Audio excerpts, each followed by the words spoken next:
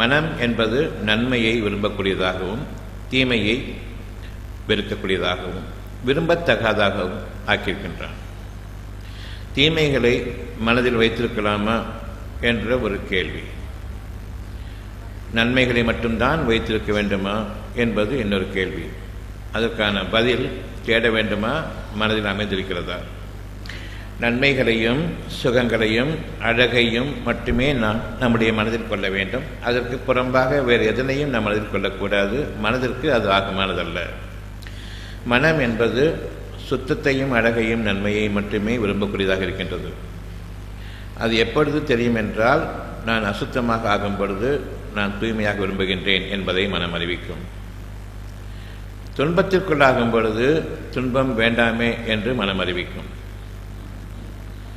வேதனைகளும் நஷ்டங்களும் நம்மை தொடர்ந்து வரும் பொழுது இது வேண்டாமே என்று அறிவிக்கும். அதற்கு முன்பாக எது வேண்டும் என்ற சத்திய பிரமாணம் நம்முடைய உள்ளத்தில் இருக்கின்றது. நன்மைகள் அவ்வளவும் வேண்டும் என்று விரும்பக்கூடிய அந்த சத்திய பிரமாணம், நாம் அதனை நம்முடைய எண்ணமாக கொண்டு அதுதான் வாழ்க்கையினுடைய முக்கியமான தேவை என்பதையும் மறந்தவர்களாக வாழ்ந்து கொண்டிருக்கும் நிலையில் இறைவனுடைய அனுகிரகம் உங்களுக்கு, நீங்கள் எதனை புறக்கணித்தவர்களாக அலட்சியப்படுத்தியவர்களாக வாழ்ந்து வந்தீர்களோ அது உங்களுடைய தேவை என்பதை அறிவிக்கும் விதமாக சின்ன சின்ன கஷ்டங்களாக உங்களுக்கு வர ஆரம்பிக்கிறது. இறை வழியில் எவ்விதம் என்னுடைய வாழ்க்கை வழிநடத்தப்படுகிறது என்பதை நான் கவனிக்கின்றேன். ஒவ்வொருவரும் கவனித்தாக வேண்டும். உள்ளத்தில் நன்மைகள் வேண்டுமா, உள்ளத்தில் தீமைகள் வேண்டுமா, கஷ்டங்கள் வேண்டுமா, சுகங்கள் வேண்டுமா, உள்ளத்தில் எது வேண்டும்? அழகானதும் நன்மையானதும் தவிர வேறு எதுவும் வேண்டாம். சுகமானதும் தூய்மையானதும் தவிர வேறு எதுவும் வேண்டாம். நியாயம் வேண்டும், நியாயமான வாழ்க்கை, மதிப்பும் மரியாதையும் கண்ணியமும் பொருந்திய வாழ்க்கை வேண்டும். எவ்வளவுதான். இது தனித்தனி நபருக்கு வெவ்வேறு விதமாக வித்தியாசப்படுமா, எல்லோருக்கும் ஒன்றுதானா? அவ்வளவு பேருக்கும் இது தேவைதானே? அல்லது உங்களுக்கு மட்டும்தான் இவ்வளவும் தேவையா? கண்ணியமான வாழ்க்கை வேண்டும், அமைதியான வாழ்க்கை வேண்டும், சுகமான வாழ்க்கை வேண்டும், ஆரோக்கியமான வாழ்க்கை வேண்டும், தூய்மையான எண்ணம் வேண்டும். மனம் சங்கடப்படும்படி எதுவும் இருக்கக்கூடாது. மனதிற்கு நிறைவாக இருக்க வேண்டும். நாளைய வாழ்க்கையை பற்றி கவலை நீக்கப்பட்டிருக்க வேண்டும். நேற்றைய வாழ்க்கையில் இறந்தவைகள் பற்றி துக்கங்கள் நீக்கப்பட்டிருக்க வேண்டும். துயரங்கள் நெருங்கக்கூடாது. இவையெல்லாம் மனம் சம்பந்தமாக நாம் வைத்திருக்க வேண்டிய அத்தியாவசியமான, இது மட்டும்தான் என்னுடைய தேவை என்ற அளவுக்கு உங்களுடைய சாட்சியத்தில் பதிவாகி இருக்கின்றதா இல்லையா? ஒவ்வொருடைய மனதிலும் இந்த சாட்சியம் பதிவாகி இருக்கிறதா இல்லையா? அவ்வாறு இருக்கும் பொழுது முதலாவதாக நான் செய்யக்கூடிய தவறு என்ன? எங்கிருந்து எனக்கு வேதனைகள் ஆரம்பமாகின்றன? சுகமான சூழ்நிலையில் நான் வாழ்ந்து கொண்டிருக்கும் பொழுது ஒரு துயரமான சம்பவம் எனக்கு நிகழ்வதற்கு காரணம் என்ன? மன கஷ்டம் வருவதற்கு காரணம் என்ன? மன அலைக்கழிப்பிற்கு என்ன காரணம்? கவலைக்கும் பயத்துக்கும் என்ன காரணம்? ஏதோ ஒன்று எனக்காக நிகழ இருக்கிறது. அதனை தடுத்துக்கொள்ள வழியில்லை. இன்னமும் அது எப்படிப்பட்டது என்பதை நான் உணரக்கூட தகுதி இல்லாதவனாக இருக்கின்றேன். எந்த வகையில் அது எனக்கு அமையும் என்பதையும் நான் கவனிப்பவனாக இல்லை, அதை அறிவோனாக இல்லை. ஆனாலும் ஒரு கவலை நாளைய வாழ்க்கை பற்றி என்னை அறியாமலேயே இனம் புரியாமல் இருந்து கொண்டிருக்கின்றது. இது இறைவனுடைய பேராற்றல் மிக்க அந்த மாபெரும் சக்தி உங்களுக்கு அறிவித்துக் கொண்டிருக்கின்றது. நீங்கள் போகக்கூடிய பாதை தவறாக இருக்கிறது. உங்களுடைய பாதையில் மனித சமுதாயம்தான். நீங்கள் உங்களுடைய போக்குவரத்துக்களையும் பயணிக்கக்கூடியதும் உங்களுடைய காரியங்களும் மனித சமுதாயத்தில் தான் இருக்கின்றன. ஒருவரை ஒருவர் அடிக்கடி முன்னோக்கக்கூடியவர்களாகவும் ஒருவர் மற்றவரை நாடி வருபவர்களாகவும் உங்களுடைய ஒரு வாழ்க்கை பயணமாக அமைக்கப்பட்டிருக்கின்றது. ஒவ்வொருடைய மனதிலும் சுகம் வேண்டும் என்ற ஒரு எண்ணம் இருக்கின்றது. நான் செய்யக்கூடிய முதல் தவறு மற்றவர்களை பற்றி பொறாமைப்படுவதும், அவன் நன்றாக இருக்கின்றானே என்று ஏங்குவதும், அவன் மீது என்னுடைய கண்கீட்டை நான் அமைப்பதும் என்னுடைய முதல் தவறு. பொறாமை என்ற ஒரு எண்ணம் நமக்கு இருக்கும் வரையில் எல்லோர் மனதிலும் சாட்சியமாக இருக்கக்கூடிய இவ்வளவு மனதின் அடிப்படையிலான சுகங்களுக்கும் நான் வேறுபடுகின்றேன். நான் மட்டும் சுகமாக வாழ்ந்தால் போதும், மற்றவர்களுக்கு அந்த சுகம் இருக்கும் பொழுது நான் பொறாமைப்படுகின்றேன். பொறாமை இருக்குதோ இல்லையோ, ஒவ்வொரு மூச்சிலும் அந்த சத்திய பிரமாணத்திற்கு விரோதமாக நான் இருக்கின்றேன். என்னுடைய தேவையை நான் ஏற்றுக்கொண்டேன். மனதினுடைய அடிப்படை எப்படி இருக்க வேண்டும் என்று முன்பு கூறிய அவ்வளவு அழகான மனதுக்கு பொருத்தமான விஷயங்கள் அவ்வளவும் என்னுடைய தேவை மட்டுமல்ல, மனித சமுதாயத்தின் தேவை. மனித சமுதாயத்தின் அங்கத்தினர்களாக இருக்கக்கூடிய ஒவ்வொருவரும் தேவையும். அடுத்தவருடைய மனதிற்குள் நான் நுழையக்கூடாது. அடுத்தவருடைய மனதின் சந்தோஷத்தை நான் வெறுக்கக்கூடாது. அதை எனக்கு காண பொறுக்கவில்லை என்ற அளவுக்கு பொறாமை குணம் மிஞ்சக்கூடாது. இந்த குணம் இன்று நீங்கிவிட்டால் பெரும் கேடு நம்மை விட்டு நீங்கிவிட்டது. என்ன சுகம் உங்களுக்கு வேண்டும் என்று நினைக்கின்றீர்களோ அந்த சுகம் பிறருக்கு கிடைக்கும் பொழுது அதை பற்றி நீங்கள் பொறாமைப்படும் பொழுதும் அது எப்படி கிடைக்கலாம் என்று ஆதங்கப்படுவதும் ஏங்குவதும் அவர்கள் மீது கண்தீட்டை நான் பிரயோகிப்பதும் பெரும் குற்றங்களாக இருக்கின்றன. இப்பொழுதும் கூட நம்மை பற்றிய தேவையை தவிர்த்துக் கொண்டு அடுத்தவர்களிடம் என்னென்ன இருக்கின்றது என்ற தேவையைத்தான் நாம் கொண்டிருக்கின்றோம். அவர்கள் இப்படி வாழ்கின்றார்கள், இவர்கள் இப்படி வாழ்கின்றார்கள் என்ற அந்த எண்ணத்தை கொண்டு வாழ்ந்து கொண்டிருக்கின்றோம். என்னை பற்றி என்னுடைய உறவினர்கள் தவறாக பேசுவதும், என்னுடைய உறவினர்களை பற்றி நான் தவறான அபிப்பிராயங்களும் எண்ணங்களும் கொண்டிருப்பதும் இறைவனுக்கு பொருத்தமில்லாத ஒரு மனித இனமாக நாம் ஆகிவிட்டோம் என்பதை தவிர நீங்கள் கணிக்கக்கூடியது இல்லை. அதனால் உங்களுக்குள் துன்ப நிலைகள் மாறி மாறி வரக்கூடியதாக இருக்கின்றன. மற்றவர்களுடைய மனதில் என்ன தேவை என்பதை உங்களுடைய மனதில் என்ன தேவை என்று நீங்கள் அறிகின்றீர்களோ அவ்வளவும் அவர்களுடைய தேவையாக இருக்கிறது என்ற சாட்சியம் நடைபெற்றிருக்கும் பொழுது, மற்றவர்களுக்கு ஒரு நன்மை கிடைக்கும் பொழுது அது இறைவன் அவர்களுடைய சாட்சியத்திற்கு ஏற்றுக்கொண்டதற்கு கொடுத்திருக்கக்கூடிய ஒரு அருள். இறைவன் கூறுகின்றான், யாருக்கு அவன் அருளை நாடுகின்றானோ அந்த அருளை தடுத்துவிடுபவர் எவரும் இல்லை என்பதை நீங்கள் அறிந்து கொள்ளுங்கள். அத்தியாயம் 10 107வது வசனம். இறைவன் ஒருவருக்கு தன் அருளிலிருந்து நாட ஆரம்பித்து விட்டால் அவனுடைய அருளை தடுப்பவர் எவரும் இல்லை, தடுக்கவே முடியாது. உங்கள் கண் முன்பாகவே உங்களுடைய பொறாமைக்கு அவர்கள் பலியாக மாட்டார்கள், மாறாக அவர்கள் வளர்ந்து கொண்டு வருவார்கள். ஒரு ஸ்டேஜுக்கு மேலே வளர்ந்து போகும்போது பொறாமை போயிடும், கைக்கு மீறி போச்சு. ஆனால் நன்மைகள் பெருக ஆரம்பிக்கும் பொழுது அந்த தருணத்தில் பொறாமை நிச்சயமாக வரும். அதற்கும் மேலாக போகும் பொழுது அது மாறிவிடும். தானாக மாறுவதற்கு முன்பாக நாம் தெரிந்துவிட வேண்டும், இந்த பொறாமை தவறு. உள்ளட்சம் கொள்ள வேண்டும். எதை கொண்டு பொறாமைப்படுகின்றோமோ அந்த ஒரு நன்மை அவருக்கு கிடைக்கக்கூடாது என்பதற்காக உங்களிடம் இருக்கக்கூடிய சில நன்மைகள் உங்களை விட்டு நீங்க ஆரம்பிக்கும். இறைவனுடைய சாட்சியம். எதனை நாம் பிறருக்கு நன்மையானதாக இருப்பதை பொறாமை கொள்கின்றோமோ விரும்ப மாட்டோமோ அவருக்கு நிகழ்வதை, அது உங்களுக்கு அந்த நிகழ்வு ஏற்படக்கூடியதாக இருக்கின்றது. இது இறைவனுடைய சத்திய பிரமாணம். யாருக்கு நாம் நன்மையை நாடுகின்றோமோ அந்த நன்மை உங்களுக்கும் அதில் ஒரு பங்கு இருக்கின்றது. நீங்கள் ஒருவருக்கு ஒரு நன்மையை நாடும் பொழுது அந்த நாட்டத்தில் உங்களுக்கும் பங்கு இருக்கின்றது. நீங்கள் ஒருவருக்கு தீமையை நாடும்போது அந்த தீமையிலும் உங்களுக்கு பங்கு இருக்கின்றது.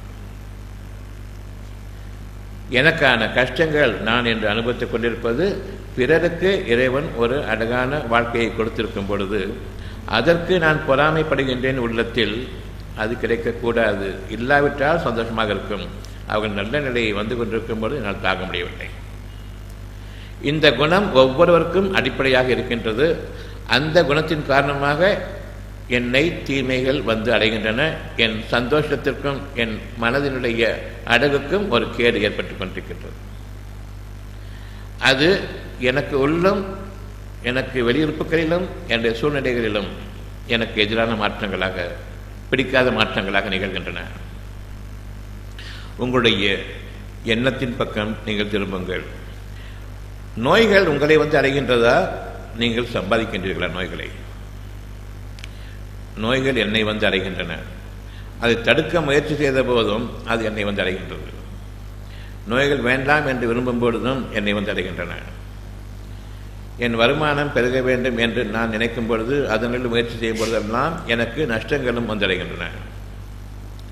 இறைவனுடைய ஒரு தீர்வு, அவனுடைய ஒரு நீதி நம் மீது நிலைக்கின்றது. எனக்கு நஷ்டங்களும் கஷ்டங்களும் வரும்பொழுது அவனுடைய நீதி நிலைக்கின்றது, அவனுடைய தீர்ப்பு நிறைவேறுகிறது. எனக்காக என்னுடைய தீர்வு என்னவென்றால், எந்த அளவுக்கு என் மனமானது சுகத்தை விரும்ப மற்றவர்களுக்கு அந்த சுகம் கிடைக்கும் பொழுது பொறாமை கொள்கின்றோமோ, அதனுடைய தீமை பொறாமை தீ, அந்த தீமை என்னை அடைகின்றது. நீங்கள் விரும்பினாலும் விரும்பாவிட்டாலும் எதனை மனிதர்களுக்கு நன்மையாக கிடைக்கக்கூடியதை வெறுத்தீர்களோ அதனை நீங்கள் கொஞ்சம் அனுபவிக்க வேண்டும் என்பதற்காக. எந்த திசையிலிருந்து வருகின்றது, எந்த ரூபத்தில் வருகிறது என்பது தெரியாது, ஆனால் வந்தடையும்.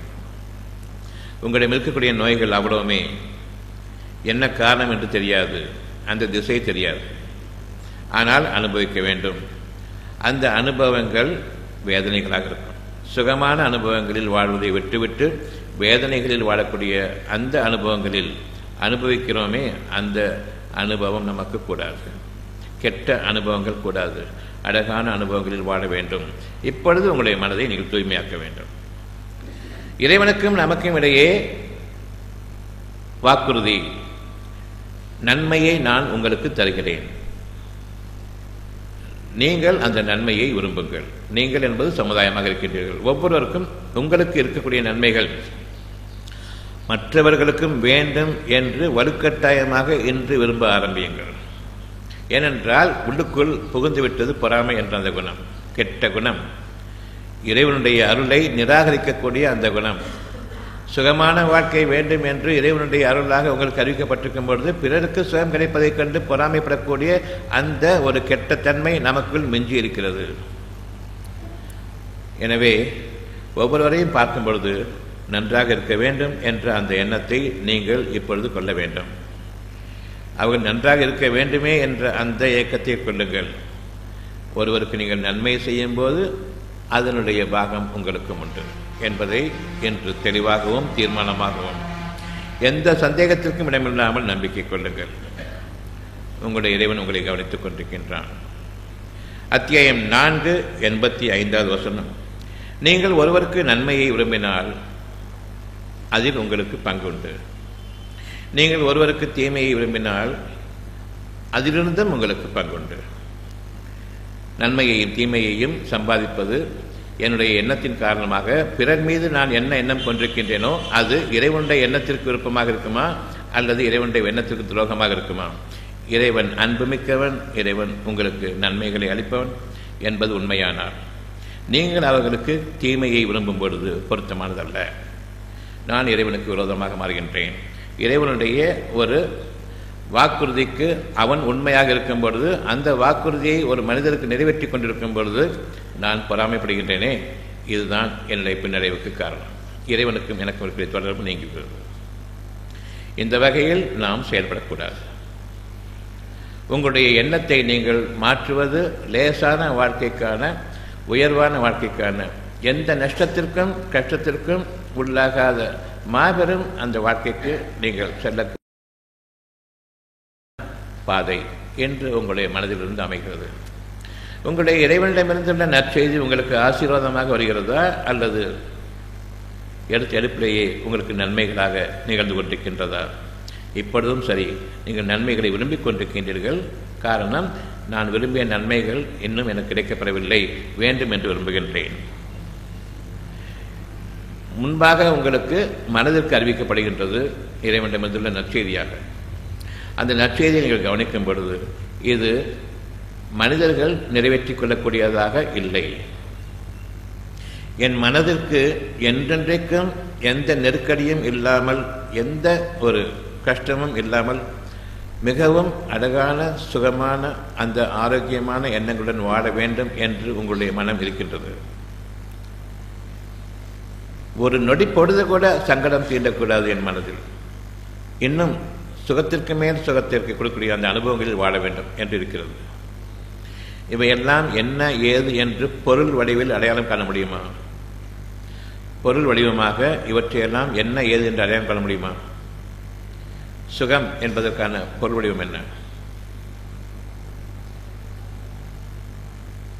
மெத்த தலையணை, பங்களா, காரு, வீடு, அலங்கார பொருட்கள் வைத்திருக்கின்றோம் சுகமாக. இன்னும் சுகமாக வாழ வேண்டும் என்றால் மருந்து மாத்திரை எல்லாம் வைத்துக்கொண்டு இவையெல்லாம் எனக்கு சுகத்தை கொடுக்கும் என்று எண்ணிக்கொண்டிருக்கின்றோம். இந்த வகையில் வாழக்கூடிய வாழ்க்கை பொருளாக மாற்றிக்கொண்டோம். அந்த பொருள் மருந்துகளும் மாத்திரைகளும் உங்களுடைய உலகத்தினுடைய சுகப்பொருள்கள் அவ்வளவும் வைத்துக்கொண்டு நீங்கள் வாழ்கின்றீர்கள்.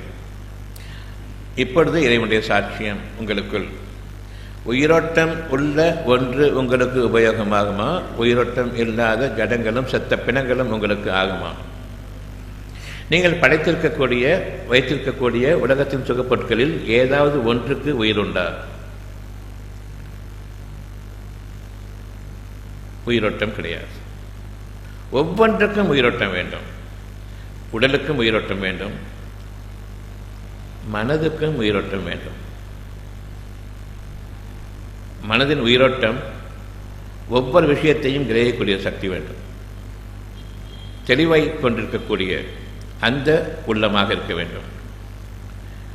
குழப்பத்தை கொண்டு நெருக்கடிக்குள்ளாகி பெரும் கஷ்டத்திற்கும் அவதிக்கும் உள்ளாகக்கூடிய அப்படிப்பட்ட உயிரோட்டம் குன்றிவிட்ட மனம் கூடாது. மனதிற்கும் உயிரோட்டம் வேண்டும். அந்த உயிரோட்டம் இறைவனுடைய சக்தியை கொண்டு நிகழ்மை தவிர உங்களுடைய படிப்பறிவை கொண்டு உங்களுடைய உலகறிவை கொண்டு ஒரு காலம் நிகழ்த்தி கொள்ள முடியாது. ஏனென்றால் உங்களுடைய படிப்பறிவும் உலகளவும் செத்த பிணங்களுடைய எந்த உயிரோட்டமும் இல்லாத அவ்விதமான கல்வியாக நாம் கற்பிக்கப்பட்டு கற்றுக்கொண்டு இருக்கின்றோம். இறைவனிடமிருந்துள்ள ஒரு நற்செய்தி உங்களுக்கு நம்பிக்கையை நீங்கள் அதன் மீது அமைப்பீர்களானால் அங்கு உயிரோட்டம் ஆரம்பமாகின்றது. நான் நாளைய வாழ்க்கையை ஒரு நம்பிக்கையோடு தான் வாழ்ந்து கொண்டிருக்கின்றேன். என்னுடைய அறிவை கொண்டு நான் வாழவில்லை. என்னுடைய அறிவை கொண்டு போதும் போதும் என்ற வாழ்க்கை என்று இருக்கின்றது. நாளைய வாழ்க்கை எனக்கு வேண்டும், நல்லபடியாக அமைய வேண்டுமே என்று எந்த முயற்சியும் மேற்கொள்ளாமல் அந்த எண்ணத்தை உங்களுடைய உள்ளத்தில் வைத்திருக்கின்றீர்கள். ஒவ்வொருடைய மனதிலும் சுகமான ஒரு நாளைய வாழ்க்கை பற்றி விருப்பம் இருக்கின்றது. அது உங்களை வாழ வைத்துக் கொண்டிருக்கின்றது. உங்களுடைய நன்மைகளை உங்களுக்கு கொண்டு வந்து கொண்டிருக்கின்றன. நோய் எப்படி வரும் என்று தெரியாது. அதை போன்றே உள்ளத்திலிருந்த சுகம் எப்படி உடலில் வியாபிக்கின்றது. இப்பொழுது சுகமும் இருக்கின்றது, நோயும் இருக்கின்றது. எந்த நோயும் இல்லாமலும் இப்பொழுது ஓரளவுக்கு சுகமாக வாழ்ந்து கொண்டிருக்கூடிய அதுவும் அந்த ஒரு சூழ்நிலையும் இருக்கின்றது. நோய் எங்கிருந்து வருகிறது என்று நீங்கள் கேட்கின்றீர்களே, சுகம் எங்கிருந்து வந்திருக்கிறது என்ற அந்த கேள்வியை கேட்டீர்களா? இந்த இரண்டுக்கும் பதில் தெரிந்தால் அல்லவா நான் சுகத்தையும் சம்பாதிப்பேன், நோயிலிருந்தும் நான் விடுதலை பெற்றுக் கொள்வேன் என்று உங்களால் நீங்கள் கணிக்க முடியும். அவ்விதமாக இல்லாமல் நோய் வரும்போது மட்டும் இது எங்கிருந்து வந்தது என்று கேட்கின்றீர்களே, அதை போன்றுதானே சுகத்தோடு வாழ்ந்து கொண்டிருக்கும் போது இது எங்கிருந்து வந்தது என்று கேட்டிருக்க வேண்டும். இப்பொழுது அறிய வேண்டும், சுகம் என்பது உங்களுடைய மனதில் நீங்கள் இன்று கொண்டிருக்கக்கூடிய இறைவனுடைய சாட்சியத்தை கொண்டு அவனுடைய வாக்குகளை கொண்டு நீங்கள் இந்த ஒரு வாழ்க்கையை அமையப்பெற வேண்டும் என்று நம்பிக்கை கொள்ளுங்கள். அந்த நம்பிக்கை உங்களுக்கு வானங்கள் முதலாக பூமி வரையிலும் இருக்கக்கூடிய அவ்வளவு மாற்றங்களையும் கொண்டு அந்த நன்மையை உங்களுக்கு கொண்டு வந்து சேர்க்கும். ஒரு மலைப்பிரதேசத்துக்கு போனால் அங்கே இருக்கக்கூடிய சுகமான காற்று அவ்வளவு நெஞ்சத்தை விரிவாக்குகின்றது. பூமிக்கு வரும்பொழுது இங்கே இருக்கக்கூடிய அந்த அசுத்தமான காற்று நெஞ்சத்தை நெருக்குகிறது. காற்றில் சக்தி இருக்கின்றது, அந்த காற்றில் உயிரோட்டம் இருக்கின்றது. அந்த உயிரோட்டத்தை கிரகிக்கக்கூடிய மனநிலை எனக்கு வேண்டும். என் மனம் சங்கடத்தில் குறுகி கிடக்கும் பொழுது இவ்வளவு பரந்த காற்றில் இருந்துள்ள உயிர் சக்தியானது நான் விரயமாக்குகின்றேன், உள்ளத்தில் கிரகிக்க முடியாமல் போகின்றது. மனம் சுகமாக இருந்தால் உங்களுடைய மூச்சு சுகமாக இருக்குமா? மனம் நெருக்கடிக்குள்ளாக இருக்கும் பொழுது என் உடலும் குன்றி என்னுடைய நுரையீரல்களும் குன்றக்கூடிய அளவுக்கு நான் குறுகலாக நெருக்கடிக்குள்ளாய் கொண்டு என்னுடைய முதுகும் என்னுடைய தோள்பட்டைகளும் என்னுடைய நெஞ்சங்களை நெருக்கி கொண்டிருக்குமா? காற்று உள்ளிருக்க முடியாதபடி சோர்ந்து போய் குனி குறுகி போய் நிமிர்ந்து கூட உட்காரத்துக்கு தெம்பில்லாமல் வாழ்க்கையை வெறுத்து போய் இப்படி உட்கார்ந்து இருக்கும்போது நுரையீரல் இயங்குமா இயங்காதா? ஒழுங்கான முறைப்படி அதை நிமிர்ந்து உட்காரும் பொழுது நுரையீரல்கள் நன்றாக விரிந்து சுருங்கி காற்றிலுள்ள உயிரோட்டத்தை இறைக்கக்கூடிய அளவுக்கு இருக்குமா என்பதை நீங்கள் பார்க்க வேண்டும். என்னுடைய மனநிலை சுகமாக இருக்கும் பொழுது உயிரோட்டத்தை இறைக்கக்கூடிய அந்த சக்தி இருக்கு. சுகமாக இருக்க வேண்டும், உயிர் வேண்டும் என்றால், மனதிற்கு உயிரோட்டம் வேண்டும் என்றால், மனதிலிருந்து தான் உங்களுடைய வாழ்க்கை ஆரம்பமாகின்றது. மனதிலிருந்து தான் உங்களுடைய தேடுதல் ஆரம்பமாகின்றது. மனதிலிருந்து தான் உங்களுடைய பயணம், ஒருவரை நாடி செல்லக்கூடிய பயணம் உருவாகிறது. இங்கு வருவதற்கு முன்பாகவும் மனம் இங்கு வர வேண்டும் என்று அதனுடைய பிரயத்தனத்தில் இருக்கின்றது. அதனுடைய முடிவை கொண்டிருக்கின்றது. அந்த முடிவு உங்களுடைய உடலை சுமந்து கொண்டு வருகின்றது. மனதிற்கு அவ்வளவு பெரும் சக்தி இருக்கின்றது, உங்களுடைய உடலை இயக்குவதற்கும் உங்களுடைய வாழ்நாள் முழுமைக்கும் உங்களை சுகமாக வைத்திருப்பதற்கும். இறைவனுடைய வாக்குறுதியில் நீங்கள் எந்த ஒன்றையும் தவறவிடக்கூடாது. சுகமான செய்திகள் அவ்வளவும் இறைவனிடமிருந்து. உங்களுடைய மனதில் ஒவ்வொரு மூச்சிலும் காற்றின் மூலமாக அவனுடைய நற்செய்தி, எச்சரிக்கை இரண்டும் இறங்கிக் கொண்டிருக்கின்றது. ஒரு மூச்சில் அவனுடைய நற்செய்தி உயிரோட்டமாக கலந்திருக்கின்றது. அந்த செய்தி தான் உயிரோட்டம். என்னுடைய மனதில் இருக்கக்கூடிய ஒரு நற்செய்தியானது என்னுடைய உயிர் மூச்சில் உள்மூச்சு வாங்கும் பொழுது உருவாகின்றது உணர்வாக. அந்த செய்தி உணர்வாக மாறுகிறது.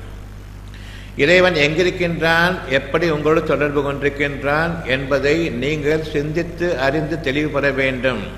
மசூதிகளிலோ, சர்ச்சுகளிலோ, கோயில்களிலோ, மனிதர்கள் கட்டிய கட்டடங்களிலோ, மனிதர்களுடைய உபச்சாரங்களிலோ நிச்சயமாக அதனை காண முடியாது. நீங்கள் தெளிவாக சிந்தித்து உணர்ந்தால் தவிர.